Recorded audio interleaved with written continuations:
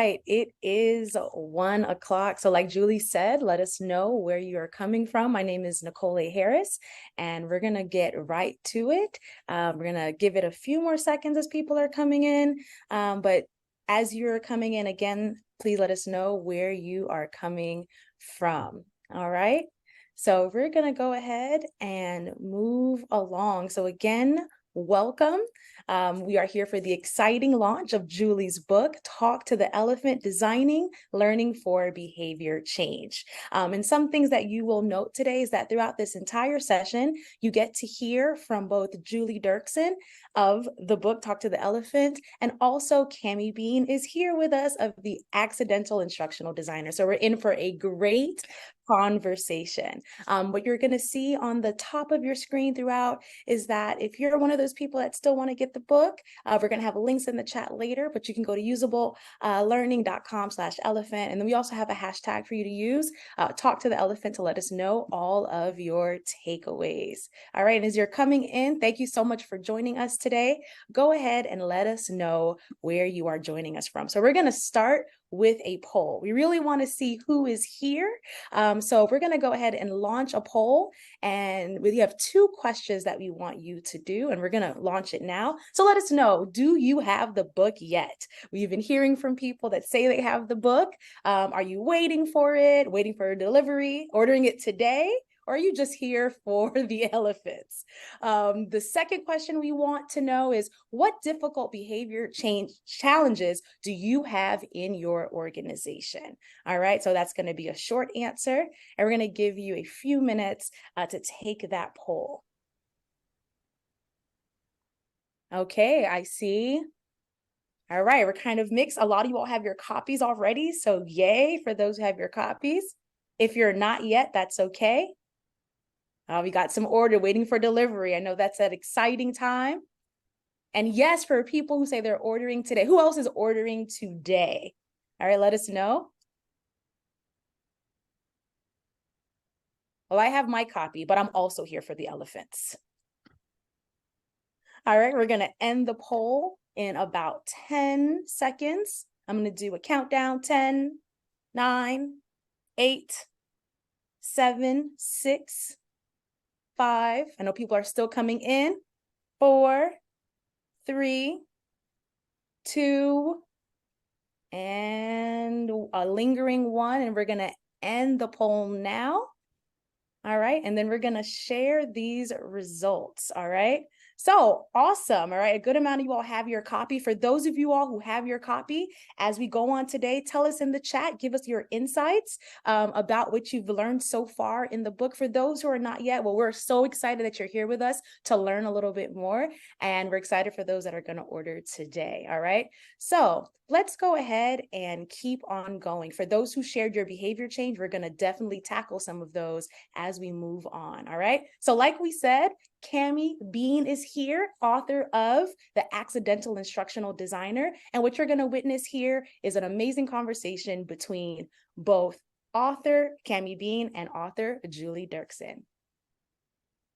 Let's welcome them in. All right.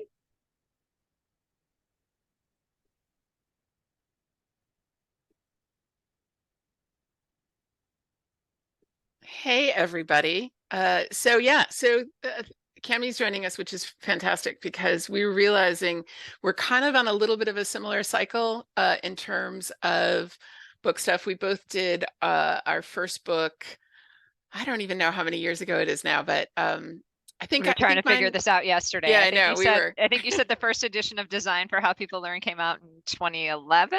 Mm-hmm. And when I was writing the first edition of Accidental Instructional Designer, you were like my mentor. In fact, Julie picked out, no kidding, she picked out the cover for, oh, that's my new book. She picked out the cover for the first book, which was these ducks. You can't see it very well.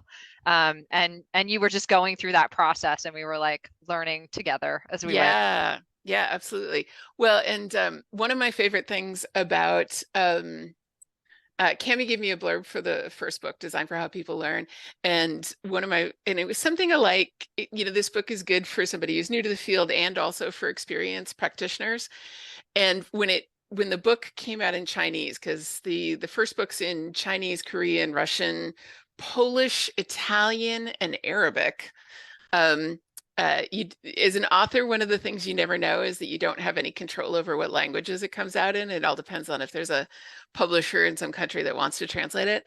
But the Chinese version, when it showed up on the websites in Chinese, I did a quick Google Translate, and your quote turned into something for experienced practitioners to some presumably figure of speech that says, "Be like the old bird," you know. So so we're being like the old birds today. We're the wisdom of experience. And I was also looking at your updated version. I read your book when it first came out, but I hadn't had a chance yet to look at the new edition. And I'm like, oh man, there's so much good stuff in here.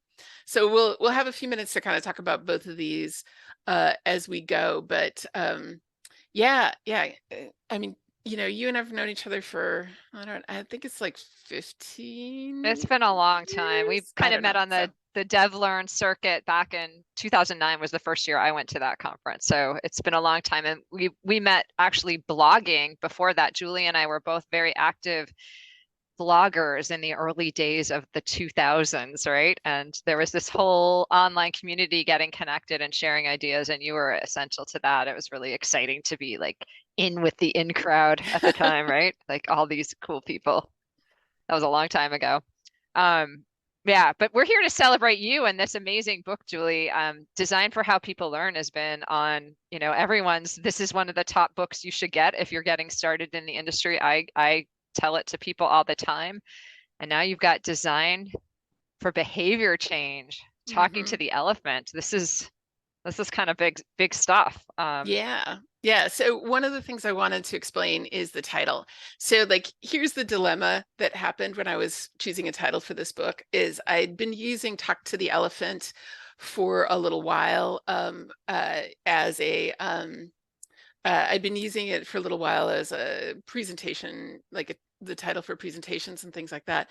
But if people have read the first book, they know that there's this whole metaphor about your brain being like a rider and an elephant, right? And so the idea behind it is if you think about your brain, like down by your spinal cord are kind of some of the oldest brain functions, like breathing and heart rate and reflexes. And then as you kind of move up, you get things like gross motor control, vision, hearing, like sensory perception stuff. You get fine motor control. Right in the middle of your brain, you get the limbic system with the amygdala and the hypothalamus, which regulates a lot of emotional stuff. So big chunk, like a huge portion of your brain is dedicated to like feeling and perceiving the world and emotional regulation and physical regulation. And so your experience like as a body in the world kind of having this visceral connection to the world and things like that. And then we have this abstract stuff like abstract thought, and you've got this little part up behind your eyes, which is the prefrontal cortex and some areas like that, which tend to be more recently evolved, and they tend to be the seat of things like logic and reasoning and, impulse control and regulation and planning for the future, all of those kinds of things. And so the metaphor, which comes from a psychologist named Jonathan Haidt, is the idea is that there's a little rider, which is this sort of quote unquote logical, rational thinking, thinking brain that can do things like project out into the future, sitting on the back of a big physical, feeling, sensing, perceiving entity, which is the elephant. So little rider, big elephant. And one of the problems that we have from a training point of view is that we tend to talk to the rider a lot. We make the logical argument, we give people the information, we decontextualize it from examples because we want it to be generalizable to an audience. And all of that stuff is very focused on that little rider and really kind of leaves the elephant out of things. It really sort of doesn't give much connection. So when you're kind of trying to take action or make a decision or allocate your attention or change your behavior, we're focusing on we're going to make the logical case for this and just tell people to do it. And then we'll tell people louder and more emphatically if they're not doing it. And the problem is the elephant is part of all of this decision making too. And a big part of what that is that the elephant is a big part of the mechanism that tells you how important things are. So, it just doesn't feel that important to me, or it just doesn't, all of those kinds of things are cases where logically I know I should do this, but it doesn't feel like it's important. And so a big part of when we have the case for the book is essentially, I always describe it as when people know what to do, but they still aren't doing it. So people have the information, they have the knowledge. It's not a knowledge problem. Giving them more knowledge isn't going to change it. So what else needs to be present in order for people to motivate and take action? And so arguably the thing that needs to happen is you need to talk to the elephant more, and you need to engage that, because that is the mechanism where we sort of decide, is this important? Is this not important? Right? And so if we're not talking to the elephant, we're not making the case. And everybody thinks that our job is to make people like motivate people to make the change, or to think it's important, or to persuade them that they should do this. But really, given that everybody has about 37 different things they're supposed to be doing with every minute of every day, it's not, I need you to, and it's not a case of I need to convince you that this is important. It's a case of I need to convince you that this is at least in your top 5 of important things. Mm-hmm. Because even if people are like, yeah, I can see why that's logically a really important thing to do, if it's still number 17, nobody gets to 17. Like, nobody has time to get to 17. It's got to be up there in the top. And if we want to get it up there in the top, we've got to be talking to the elephant. So that is where this whole elephant thing came from, and why the book is titled Talk to the Elephant. So last year, I listened to The Happiness Hypothesis, which is, I think, the author of, that's the psychologist that you mentioned, that the writer, which I didn't make that connection until just reading your book this weekend. You talk about the chapter, I think I'm in chapter 4 right now, where you talk about communicating the value, which is, I think, what you're really talking about right now. And one of the things is instructional designers. I mean, I remember learning this at the heels of Clark Quinn at my first conference that I ever went to, and he talked about WIFM, what's in it for me. Mm-hmm. And you talk about that. So, it's super important in instructional design. We talk about, well, we've got to always share the WIFM. What's in it for me? Why does this matter to me? Is that talking to the elephant, or is there something missing? Because I think a lot of instructional designers know we have to include that, but you take it to the next level in this book, and you talk about what could I do, or something. There's a new acronym that Julie has coined that we all have to learn now. Tell us about that. Why is WIFM not enough in terms of speaking to that emotional rider, or the elephant in the room in your head? Yeah. And I'll briefly mention the origin. If people have started reading it, they know this story, but the origin of this book started with condoms. And I have an explanation for that, but yes. I have an explanation for that, but it started with condoms because I got attached to a project in like 2005, somewhere around there, somewhere mid 2000s, that was an AIDS and HIV prevention project. And they wanted to look at creating an online intervention to help some of these populations with better condom usage, preventing AIDS and HIV transmission, right? But by 2005, I mean, we were many years into the whole, AIDS pandemic, or pandemic. I don't, there's probably a technical version, but we're many years into this at this point. Everybody pretty much knew about condom usage to prevent HIV transmission. So it really wasn't a knowledge problem. And it really wasn't this case of, it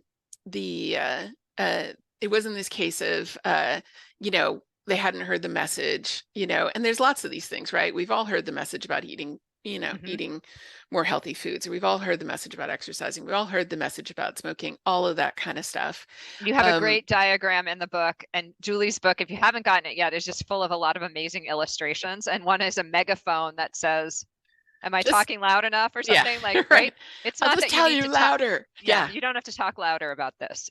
Yeah. That's not the elephant's not hearing that anyway, right?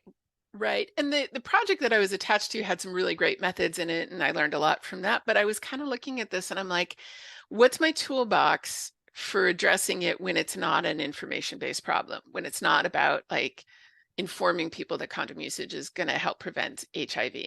And I was like, I don't think the toolbox is that great. I have lots of toolboxes to help people remember, but I don't think that's the problem. I have a lot of tools to help people understand complex things, but that's not the problem. And so then it really became kind of this search, sort of set me off on this path of looking for, if it's not people don't understand, if it's not people don't have the skills, if it's not people don't, whatever, what kinds of things are we dealing with, or what are we getting into? And so that it kind of really blew open for me when the book Nudge came out in, I think that's 2010, which looked at behavioral economics. And there's issues with that book, but it was a good first pass and it got a lot of people interested in this. And so there's been this whole field of behavioral science opening up. We all just went through the biggest behavior change experiment in the history of the world. All of that kind of and a lot of behavior change during the COVID pandemic. We kind of focus on the failures, but actually, if you think about the number of people that changed their behavior between masking, social distancing, vaccination, all of those kinds of things, it was remarkable. We have literally never changed that much behavior in that fast ever in the history of the world, because we've never had a population this big where it was acting in that kind of united way. High value, right? Like people didn't want to die. Yeah, right. Exactly. The stakes were super high. Yeah. And Julie talks about that in the book, this value versus effort. Mm-hmm.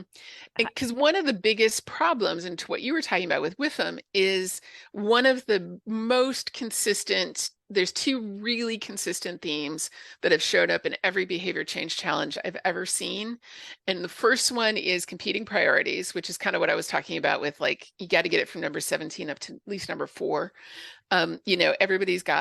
Everybody can totally believe it's important, but if it isn't more important than these other things, still not going to happen. But the other thing is delayed or absent feedback, right? And so, in the example of COVID, you never quite knew. You sort of knew what behaviors were going to be problematic, but you didn't know. And you couldn't tell if somebody had COVID, especially if they're pre-symptomatic. Like if people with COVID, when they exhaled air and the air was vaguely blue, we would have had a much easier time dealing with all of this, because we would have been like, oh, that person, I know what I need to do. And it's a very clear relationship, but everything was delayed by hours or days or even weeks in some cases, in terms of, if I take this action, this is the result. A lot of times you didn't know, like if I go to my grandmother's birthday party, is that a terrible thing or is it fine? It's really hard to tell. So one of the problems with value in the WIFM is we've been focusing on, here's the benefit that you get if you take this action. But the truth is, the elephant cares about what's happening right now. So a lot of times we're like, hey, 6 months from now, you're going to get something really great, is not a very compelling message to the elephant. It cares about big rewards. So if you make it big enough, it'll, the elephant will do it. But it also cares about immediate rewards, and it cares about tangible rewards. And this is a big one, because one of the things I'm fairly obsessed with is this idea of salience of consequences. If it's very abstract that washing my hands for 20 seconds gets rid of most of the bacteria, but I can't see it. Like my hands, if I wash it for 2 seconds or 20 seconds, look about the same. And so my elephant isn't getting any information that sticking in for the remaining 18 seconds is valuable. And because that visceral visual data or feedback that I can see is missing, then the rider's the one who's saying, nope, we got to finish singing the birthday song. And when that's the case, when it's only the rider, they can do, the rider can do it for a while, but eventually you're tired, or you're hungry, or, there's a million things going on, or your kid's sick, or you're sick, or, whatever. And all of a sudden these behaviors start to kind of fall off if we're only relying on the rider to govern the behavior. When the elephant gets tired or grumpy or unhappy enough, then the elephant often is like, nope, we're not doing that. We're going to skip these steps and keep moving. And so when we're only talking to the rider, it only lasts until the rider and the elephant, are kind of unbalanced, and then the elephant gets to decide. Who's in charge of this equation? Right. So for instructional designers, and I imagine there's many of you in the room here today, Julie, thinking about behavior change. So that's always been this more complicated learning design thing that often gets relegated to classroom training, right? You start, information, communication, knowledge and skill building. We can do that pretty easy in self-paced online learning or in a classroom. But when we talk about like those deeper behavior change models, they kind of get pushed aside because they're so complicated and hairy.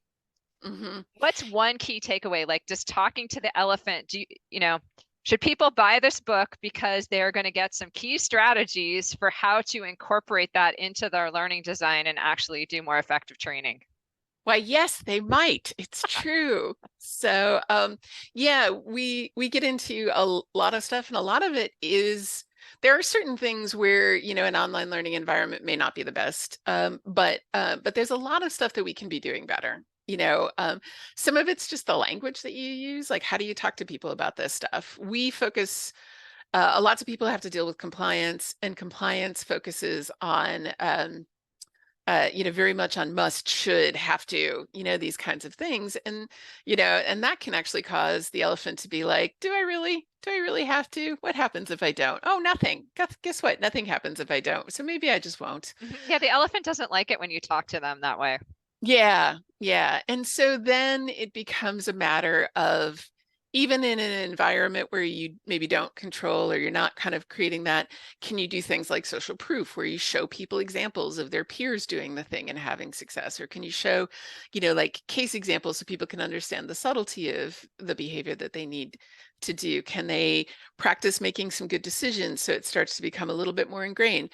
Can we make the consequences of the experience much more visceral for people, so that then it has a bigger potential impact on their behavior? There's a number of strategies. And in fact, one of the challenges with writing this book was just trying to manage, there's kind of an enormous library. I relied very heavily on a model that's called the Behavior Change Wheel, or CAMBI, for this book, which is an evidence-backed model that's out of the UK. It's comes from the University College London Center for Behavior Change, Susan Mickey and her team. And they have this enormous library of behavior change techniques, is what they call them, BCTs. And one of the challenges with this book was to be able to talk about the really broad range of techniques that you can use without it feeling overwhelming. So and yeah, everybody can let me know when they've read the book whether I manage that or not, because it can be a little bit overwhelming, but there are much more focused, targeted things that we can be doing to at least, none of them are magic bullet, none of them are going to like totally fix behavior change, but they can definitely increase the likelihood that your behavior change interventions are going to be useful or effective. So everyone should buy the book and learn about how to incorporate these principles into your learning design. It's super easy to read. Julie, you just provide amazing examples, and I can hear your voice as I'm reading it. So that's always a good sign to me. Like it's very much in the voice of Julie, and some of it's really funny. You describe, I don't know, flossing. It's all just really real human behaviors, and you made it very simple and easy to understand. So I think the crowd here will be pleasantly not surprised, but pleased. Your elephant will be very happy to read this book. I need to get the IKEA had some very nice stuffed elephants, so I may need to get one of those for the occasional, I stole this from my daughter's closet, and I'm probably going to get a lot of grief for it because I may have toppled over the beautiful display of stuffed animals. Yeah, yes. One of the other things I want to just mention about the book is the last chapter is a whole series of really fantastic case studies. I did interviews with a number of people, and I'm super excited that we got to include them. There's a case study about doing entrepreneurship skills in Rwanda for rural women, a curriculum for them. There's a case study, Sebastian Bailey from Mind Gym was talking about how could you use CAMBI to apply it to things like leadership training. There's a great one about like this, one of my favorite little like learning apps is this one called Harness Hero. And you put the harness on the guy and then you push him off the ledge and see if he survives the fall, which sounds brutal, but is actually kind of fabulous. It looks a little bit more crash test dummy. It's not too graphic, but and one of my favorite case studies was this one about coming back around to the place where we started, was one where I was talking to Manya Dotson, who's at JPIGO, which is the Johns Hopkins International Healthcare Education Group, about getting people to get screened for HIV in Nigeria. And it's a case study I just love. It's so much about having compassion for the user audience and really understanding where and why and how where their reluctance comes from, what kind of messages are actually going to help people, being really incredibly on the side of the users, the end users, to try to help them do this thing. And so if you buy it for no other reason alone than Manya's case study right at the end, I'd say that that's probably still, still worth the cost of admission to a certain extent. So I'm such a fan of the people out there who are doing really great work in this area. Yeah, that's big stuff, which some of us might go, well, I'm just doing corporate training. I'm just doing corporate compliance training. Yeah, well, and I talked to Christian Hunt, who has a great book called Humanizing Rules, and he had some really useful stuff to say about the creating the compliance training that kind of doesn't humanize the rules and doesn't. Oh, Julia Bluestone's here from Japago. Hi. Um, the and Christian has a lot of really great stuff to say about kind of how we may be actually making it worse with some of this compliance training, and how we really need to think about trying to do better. So there's a lot there. I want to make sure we do also, I want to make sure, I think Nicole can advance the slide. I want to make sure we do a shout out for this, because I do think, especially with Design for How People Learn, this is such a great book in terms of all of the stuff that, and when did the new edition come out, Cammy?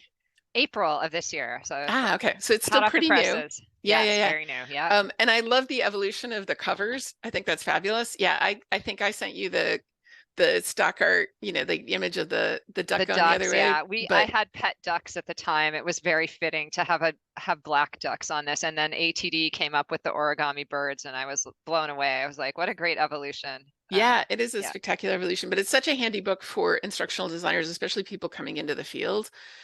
Because I think almost everybody, has sort of an accidental instructional designer story in their past. I mean, I was very much hey, I sort of describe my book as being for hey, you're a good customer service rep. We're going to let you train the other customer service reps, that person. But Yeah. I think my actual one was, hey, you're a good part-time data entry clerk. Do you want a full-time job training the data entry clerks?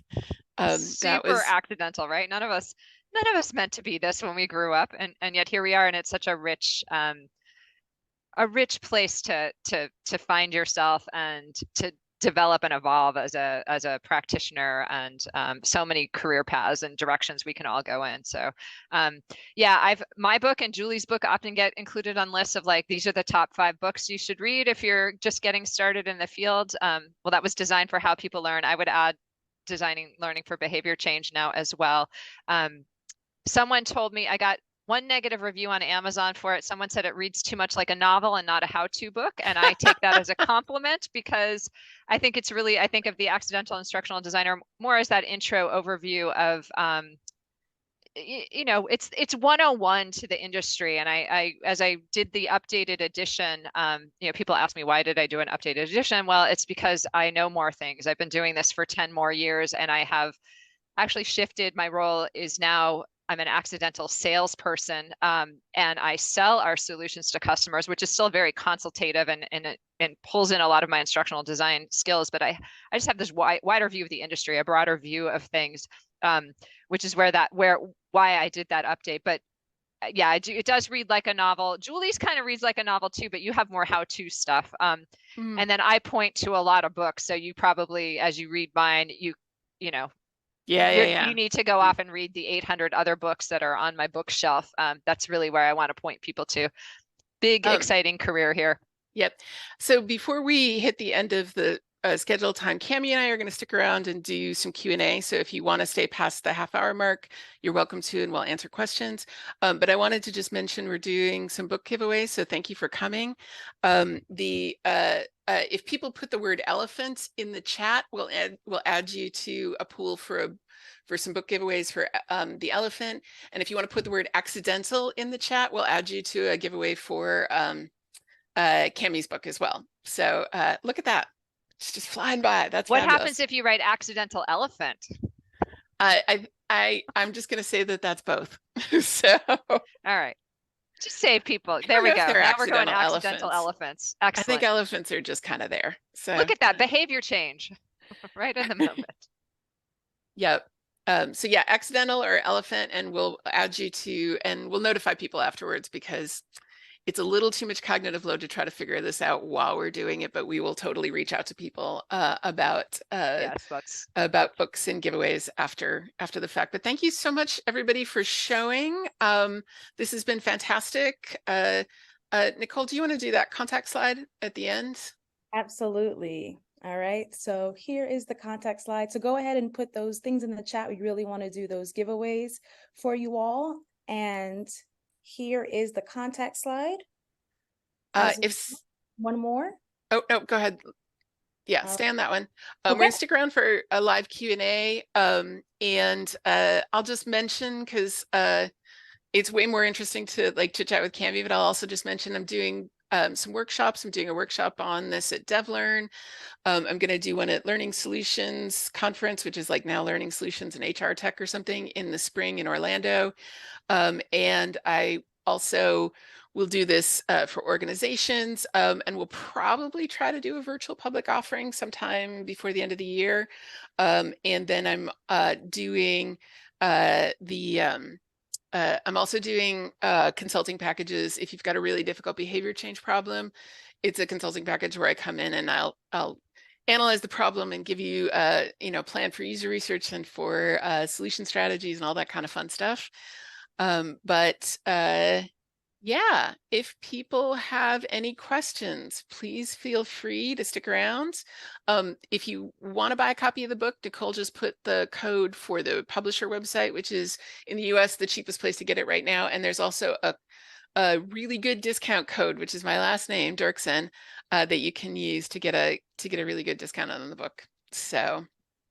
And authors have no control over the prices of our books out on the market. So I know a lot of these industry books look expensive, and it's just because they're such small runs. So, buy more and the prices will go down. So, yeah. So thanks so much, everybody. We'll give people a moment to kind of wrap that up. And then, yeah, if people have questions, I think Anne and Nicole have been keeping track of if there are any questions that were going by that we just couldn't see. But thanks, Angela. Happy birthday. If people want to hang around, we're happy to answer any other questions about either of our books or anything really learning and development related. So. Yeah, and amazing chats, and I haven't been reading them as we go. Wow, you guys are chatty. Yes. Okay, Angela, do you want to take yourself off mute and ask? Feel free. Yeah. So I'm actually on the Usable Learning website. I'm trying to find, like, it has a lot of pre-order. Is that where we're supposed to go to order? Oh, thank you for user testing my website. Those links should all now be order, and we will go fix that right after this. Thank you. Yeah, and like I said, some people are attached to their, free shipping, although the publisher's website also does free shipping. So if you want it, the publisher's website is far and away the cheapest place to get it, but I mean, obviously get it wherever you're comfortable. So. And your code is only applicable though on the publisher's website? On the publisher's website, yep. The Usable Learning one, right? The code is Dirksen. So, okay. Yep. Thanks. All right, we have some people raising their hand. We have Andrew. Thanks so much, Julie and Cammy. This has been wonderful just to get more insight into both of your processes. Question for you, Julie, and I don't know, I feel like this is going to be a very extensive one, but just can you speak to with a lot of just behavioral science and behavioral economics, like in the replication issues with that in terms of, are these studies able to be replicated? Can you speak to your process, in terms of writing and kind of determining how to sift through, what is out there and like what needs to be challenged? I think nudge is a really good example, actually, because it is. Because everybody's like, oh my goodness, like this means nudges don't work. And it's like, well, it's probably more complicated than that, but just sifting through that and deciding like how you put those kind of practices, into, or that kind of research into practice, while also being like, well, we also have to have some skepticism until it can be replicated. I don't know if you have a process for that, and I'm sure writing the book kind of brought that out maybe a little bit too. Yeah, well, and the one of the challenges of when you put stuff into a book and you kind of codify it into, written on paper that's out in the world is you can't go back and just adjust when things change, because things do change, right? There's some stuff that I had in the first book around Roy Baumeister's whole theory of ego depletion, which is the idea that you kind of use up willpower and then it's like a battery and you need to replenish it, and maybe glucose plays a role and stuff. And that has suffered pretty heavily in terms of scientific replication. They just haven't been able to kind of replicate that in any kind of broad way. And so it's pretty much not something we're kind of talking about anymore. But of course, I can't go and like erase it out of the first edition of the book, because, you just can't. All you can do is kind of, adjust and try to have places where you're sort of keeping things updated or mentioning. Eventually, hopefully, we'll be able to do a second edition of this book. I'm much more nervous about it with this book because the science is so much evolving that I think it's almost certain that I have something in this book that's already kind of starting to get poked at from a research replication point of view. And I really do hope, fingers crossed, that we'll be able to do a second edition of this at some point so we can fix that stuff as best we can. Most of the stuff I wrote about in the first book was fairly settled science. It was the educational psychology that we've known about for decades, and things like that. So it wasn't as, I don't know, risky as this one is. So you always try to caveat stuff. The biggest message around that is to always test things in your environment, because the best research in the world is interesting and great, and it gives us a good starting place for these efforts. But the truth is that things change when you move it to a different context. And so whatever you do or whatever interventions you design, one of the things is to figure out, how am I going to test it with my population to make sure that it actually, works as intended, and that you don't have kind of unfortunate unintended consequences. And we're in a complicated world, and so there's really no better answer than that at this point.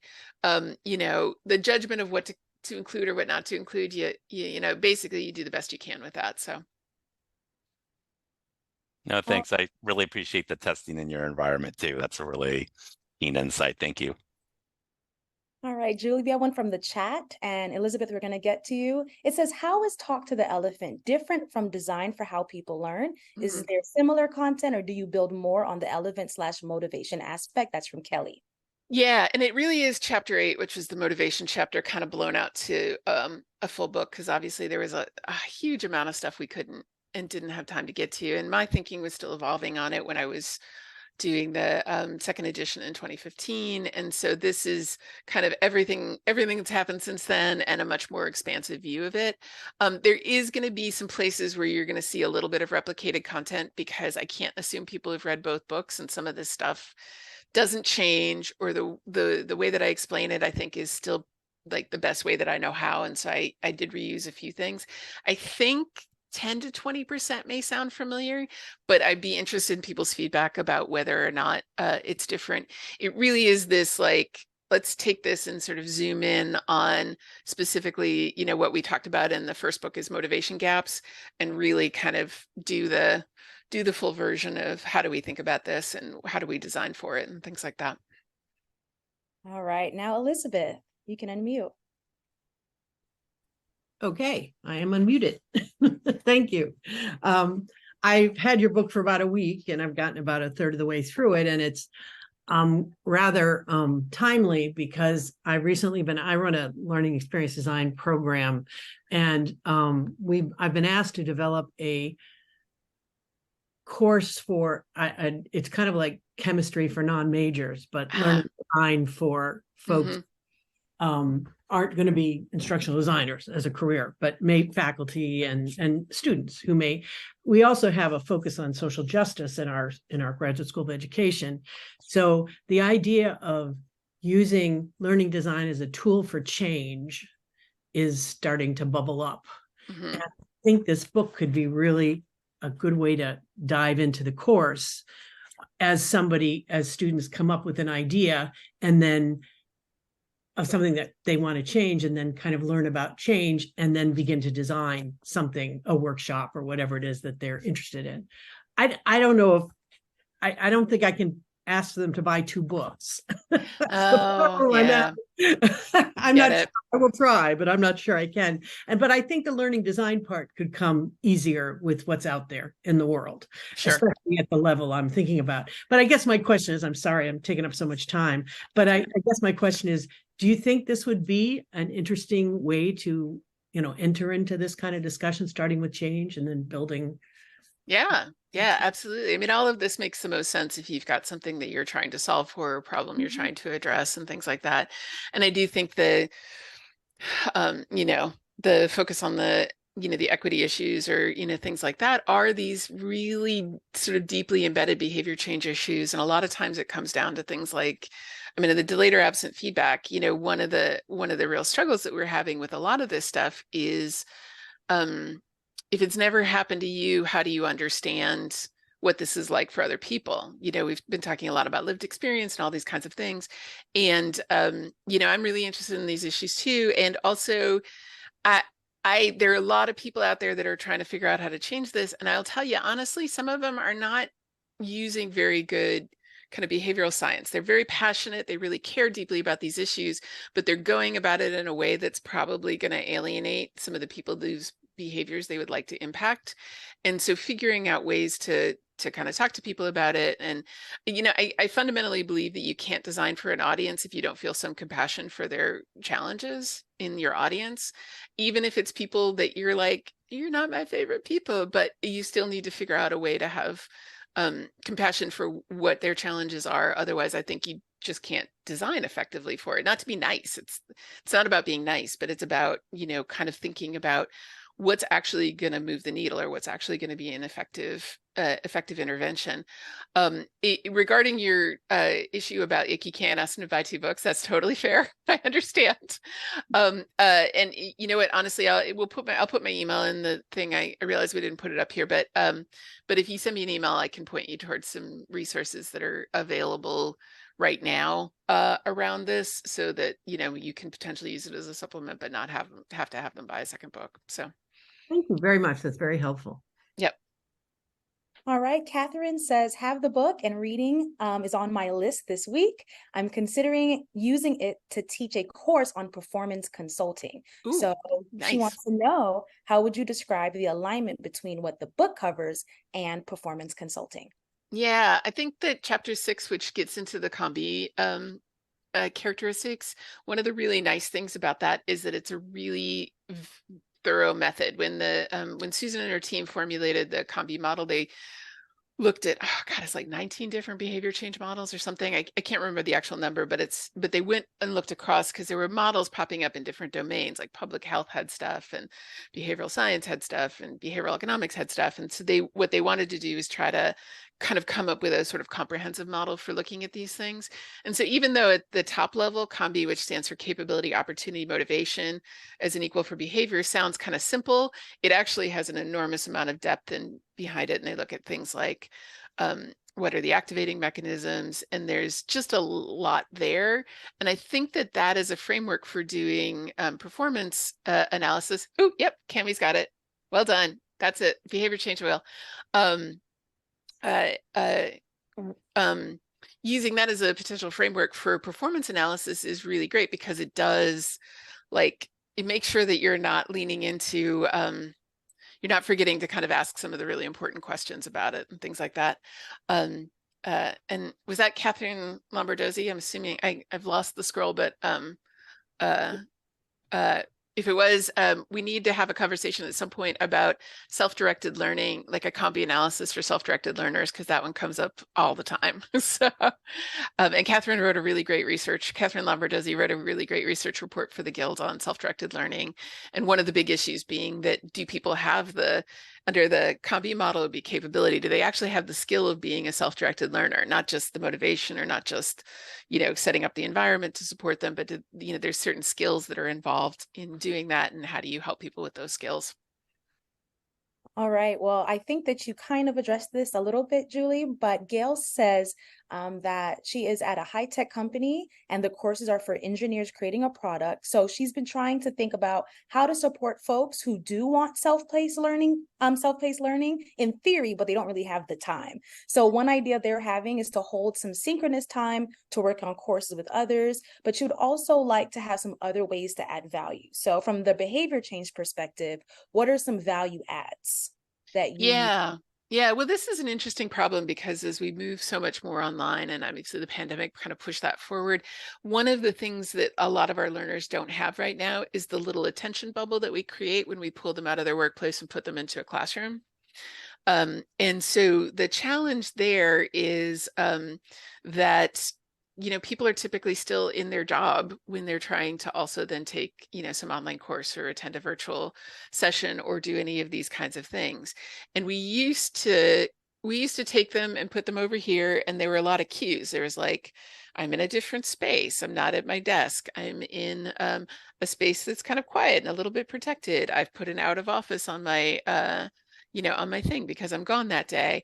Yeah, I have my phone, but it's kind of crass to look at it in the middle of class. So I'm going to, check it surreptitiously under the table and or during breaks, so there were a bunch of extra cues in the environment when we, and there was some limitations to removing people from their workplace and sending them to a class. Like usually it was not good reinforcement. We didn't get like space practice or things like that, but we did create kind of an attention bubble for people to focus on what they were learning.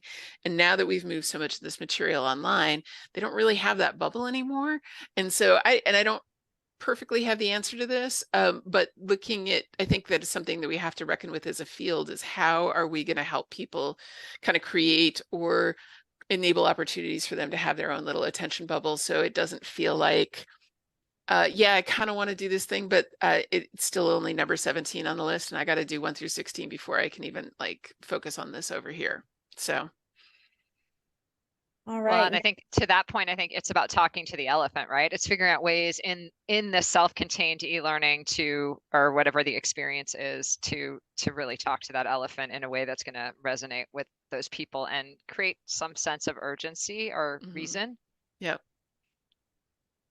Yeah, and I think the other biggest thing there is making sure that it's actually solving the learning experience is actually solving a problem for them. Because if they have an immediate problem, then it's much easier for them to prioritize it and allocate attention to it. So basically what Cammy said, but just emphasized more too, in addition. All right, now we have Brian Malone. Hi, Cammy and Julie. Thank you both so much. I'm very excited about all your books. I'm coming to you from the context of higher education. So I'm in a faculty-facing kind of consultative role, your traditional sort of credit-bearing courses, course design. So, and I've been really thinking about how you prefaced this conversation, Julie, which is, you talked about like, it wasn't a knowledge problem. It was a behavior change problem. And I wanted to explore that area. You don't necessarily have to answer in the context of higher education, but that context is what is prompting this question. Mm-hmm. Yeah, I've done a little, I do a little bit of crossover with higher ed occasionally. I'm in workplace, but I've spent some time kind of over in higher education over the years. And I think one of the really interesting things that happens when we are trying to consult a faculty is that they're used to being so very much the expert in their area that whenever anybody else shows up and starts to tell them, suggest other things that they can do, there's a lot of resistance because, let's face it, it's kind of a defensive reaction, right? Like, they've spent so much time and so much effort, especially if they've done those PhDs, because nobody gets through those without some suffering. Kind of building up their expertise, and then somebody kind of shows up and says, well, you're sort of doing it wrong. And I'm not that you're saying that literally to people, but that's kind of the message that they're hearing. I once had, we were working with somebody, it was law enforcement training, and he had a course on law enforcement. We were trying to help him with the instructional design. And it took, I think, a solid week of me kind of reinforcing that I see you as the expert. I respect your knowledge, I respect your expertise. I don't know this content. I'm not, And he finally kind of came around and he said, oh, it's not the content, it's the way that we're teaching it. And like, and I was like, yes, in fact. And like the whole energy in the room kind of came down a big notch. And you know, that these are people who, this is the issue too, when we get into behavior change problems where people are like, I've done this way my whole career. What are you coming in and telling me it's wrong now? And one of the things is that it feels like, you know, we're not respecting their knowledge or experience. And frequently we're not, you know, like, especially not in higher ed necessarily, but in things like compliance training. Like, you've done it this whole way. You've never killed yourself. You've never killed any of your people. We're coming in and we're telling you it's wrong, wrong, wrong. And you have to do it this way because OSHA just released some new guidelines, you know, and it's hard for people to not feel like their knowledge and their expertise and their experience is not being respected. And so trying to find ways to kind of meet people where they are on that one, you know, try to find ways to not, you know, not have it be something where, you know, you're doing it wrong, wrong, wrong, but it's like, hey, you've got all this amazing stuff. I'm here to help you with this. Can we look at some things that are potentially going to make, you know, everybody wants to be the hero of their own story. And, you know, it's not even a bad thing. Like, it just is. So, you know, that focus. And I don't know if that's addressing some of the stuff that you're dealing with in higher ed, or if I'm just going down my own path of my experience with it. But I've seen it. I've seen the resistance of people with a really high level of expertise to you coming in and trying to help them with the instructional piece of it. And so, yeah, figuring out how do we build that respect is definitely an absolute challenge. Thank you for that. That was an interesting direction, because yeah, you're talking about like the behavior change of basically the SME that you're working with. In that case, it's interesting. I was wanting to ask about the learners. So when we are designing, is a knowledge problem in part, do we still have an obligation to be designing for behavior change as well? You know, I would say it's almost always at least a little bit present. I mean, sometimes you have really motivated learners. You know, if you're teaching a guitar class and everybody's paid a bunch of money to come and learn guitar from some guitar expert, like, I'm not that worried about motivation in that scenario, because everybody in the room's like, I want to glean whatever you can, you know, whatever the master musician can teach me, and I'm here for it and I'm ready. So we do have scenarios where that's the case, but especially in a lot of other environments, it's a little bit more mixed than that. And sometimes it's all the way on the other side, which is, I'm only here because you're forcing me to do this, and there's literally no other reason. And so understanding kind of where people are in that continuum, and looking at helping them. I mean, anything that, like I said, anything that's sort of immediately relevant and helps them solve a problem, even if it's a problem you've constructed for them to solve, I think kind of creates that feeling of immediacy, and then it's much easier to allocate attention. Sorry, I feel like I'm giving kind of vague answers because I don't know the specifics of what you're looking for, but you know, always happy to have the conversation about some of that kind of stuff. I think we want to sneak that's in. Great. Yeah, okay. I think we want to sneak in a few more and then wrap up fairly. I don't know, Cammy, any thoughts on some of that stuff? Oh, a lot, but we could talk for hours. I mean, you do address, I think you talk a little bit about the higher ed bit in your preface, maybe. I mean, that's not your background. It's not my background either. And a lot of students going through higher ed are there for knowledge acquisition. So you're not teaching behavior change. You're teaching the history of ancient Greece, or, that's a lot of knowledge. There's not a lot of behavior change inherent to that. But a professor might have to be teaching behavior. I have a son who's a sophomore in college. They might have to be learning the skills of navigating through a class effectively. And maybe that's where you focus on behaviors in higher ed. I don't know, just a thought. And we have a question actually for you, Cammy. It says, given the journey to many instructional designers being accidental, do you see benefits to having a more formal program, like a medical school model, for instance, for getting into instructional design? Or does the instructional design field lose something by going this route? This question was from Andrew. Thank you, Andrew. Great question. It's like the raging debate for the last, as long as I've been in the business. Do you need a degree or do you not need a degree? I do not have a degree. I had been practicing for 10 years and I started reading my first instructional design books, right? That's how many of us got into this field. Things have changed a lot though in the 25 plus years I've been doing this. You can now go get an online certification, you can go to an online grad school program and get a degree in instructional. There's a lot more visibility, and there's a lot more access to it. Will there ever be a standard in the field? I don't think so. I don't see that happening. I mean, there's just too much training happens organically, it grows up like mushrooms in organizations. That's not going to change, right? You have a small startup company and there's the great call center person, Julie Dirksen, and now she's the trainer. That's not going to stop. Should it stop? I don't know. Do you need a degree to be an architect or a brain surgeon? Absolutely. Do you need a degree to be a great instructional designer? I don't think so, but you do need to have curiosity and be willing to learn and teach yourself and go down that path. My bookshelf, I keep pointing to it, you can't see it, but there's a lot of books in there on instructional design. And I think many of us have that innate curiosity and passion for what we do. So we want to get better at what we do. So it's all about finding your own spark and then figuring out what direction that is. And if for you, that's a formal degree, awesome. But my company, we hire a lot of people without degrees because we want to train them in how we do it and how we think, and how, we design and develop. So there's lots of ways to answer that. Yeah, I think what you were saying about, it kind of comes down to there's a lot of knowledge that you do need to acquire, and you could do it through a degree. You could do it through your own self-study. I think it is a field where you can do it through your own self-study. Like, obviously, I don't want self-taught engineers necessarily, but designing bridges and things, I kind of want them to have the formal qualification, but I don't think instructional design is quite like that. Or you can do it through, a certificate or a degree program or something like that. So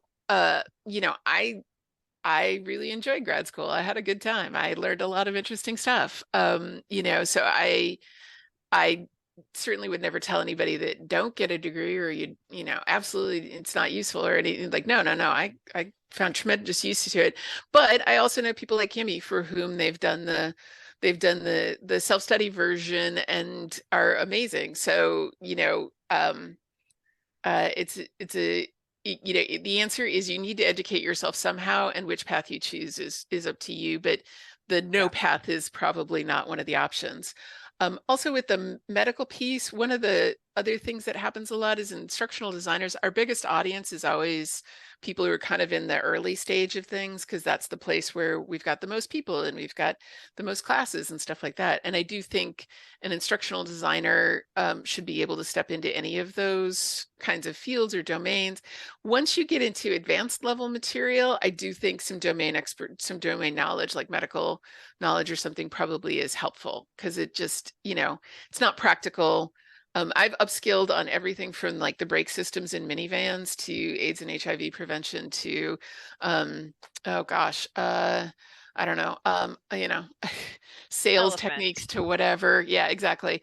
And I think that's great. But if you're really going to try to do advanced level curriculum at a high level, then having some domain knowledge, I think, is actually a genuinely useful thing. So that's my view of it. Other people don't always agree. So.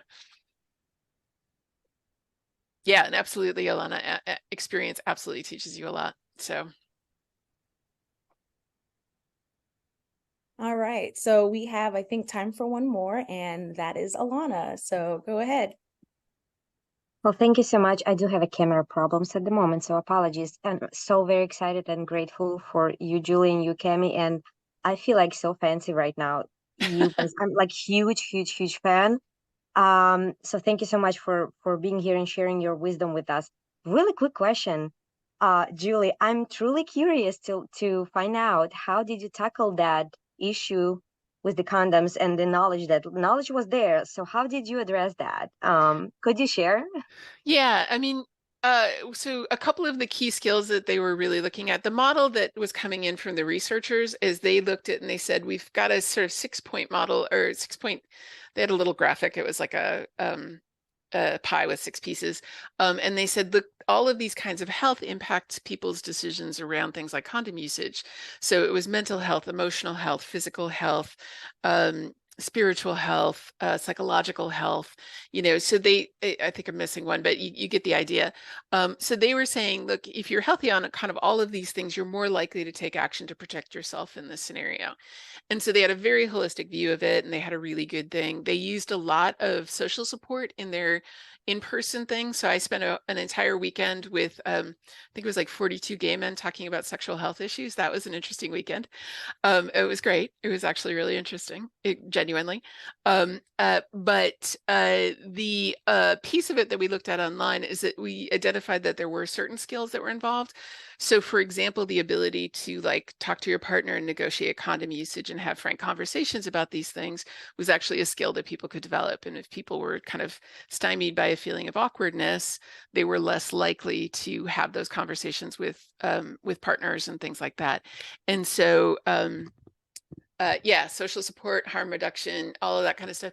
So there were some things that we could kind of work on, and also just kind of developing a degree of comfort, having conversations about this kind of stuff was part of it. I was on the kind of the first half of the project, and then just for scheduling reasons wound up moving off to some other work, but they really built some lovely stuff.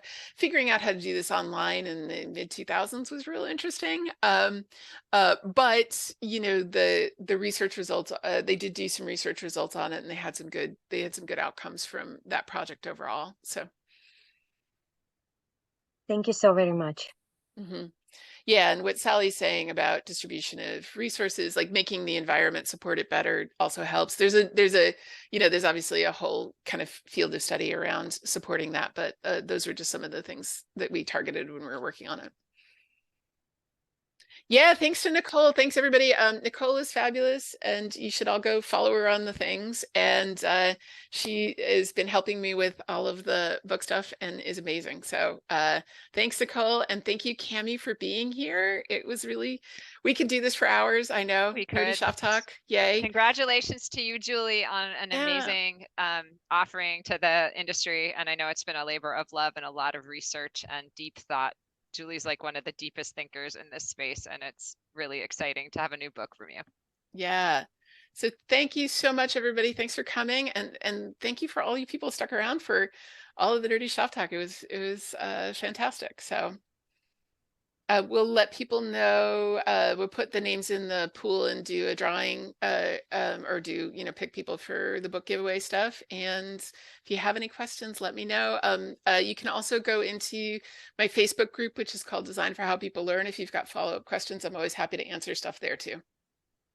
And Julie, before we leave, who's Pookie the elephant? Tell everyone about Pookie. Oh, yes. So one of the things is I'm using all this elephant stuff for this book, lots and lots of elephant pictures, and decided that I should do a little bit of giving back on this. So Pookie is our sponsored elephant from saveelephant.org, which is an elephant refuge organization in Thailand that does amazing stuff. Corrine Olbrich, who's our mutual friend, knows some people who were there for a long time, and so she recommended it, and I thought Pookie was adorable. She's got great eyelashes, and so she is our sponsored elephant for we're going to do a monthly sponsorship for her with book proceeds. And yeah, if anybody wants to donate, they can go to saveelephant.org. All right. All right. Thank you all so much for being here. Don't forget to join Julie's Facebook group that's in the chat, and have an amazing rest of your day.